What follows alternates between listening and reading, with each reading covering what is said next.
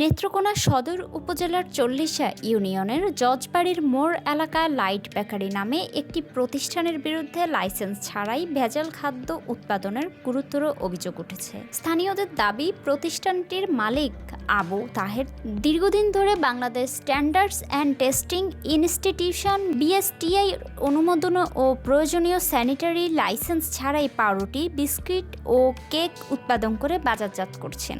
এলাকাবাসীর অভিযোগ অনুযায়ী বেকারিটিতে অস্বাস্থ্যকর পরিবেশে খাদ্য তৈরি করা হচ্ছে এবং নিম্নমানের এমনকি মেয়াদ উত্তীর্ণ কাঁচামাল ব্যবহার করা হচ্ছে। পণ্যের মোড়কে উৎপাদনের তারিখ, মেয়াদ উত্তীর্ণের সময় ও বিএসটিআই লোগো উল্লেখ না থাকায় ভোক্তারা বিভ্রান্ত হচ্ছেন এবং স্বাস্থ্য ঝুঁকিতে পড়েছেন। বিশেষ করে শিশুদের জন্য এসব খাদ্য মারাত্মক ক্ষতিকর হয়ে উঠতে পারে বলে আশঙ্কা করা হচ্ছে।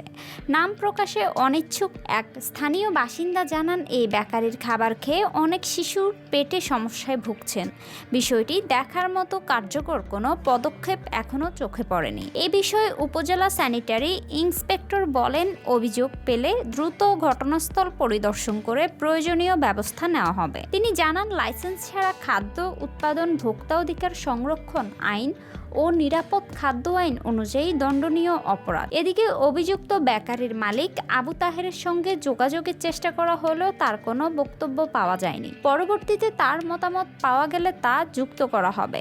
নিরাপদ খাদ্য কর্তৃপক্ষের নির্দেশনা অনুযায়ী বাণিজ্যিকভাবে খাদ্য উৎপাদন ও বাজারজাত করতে ট্রেড লাইসেন্স, স্যানিটারি লাইসেন্স এবং বিএসটিআই সনদ থাকা বাধ্যতামূলক। সংশ্লিষ্টদের দ্রুত হস্তক্ষেপ কামনা করছেন স্থানীয়রা।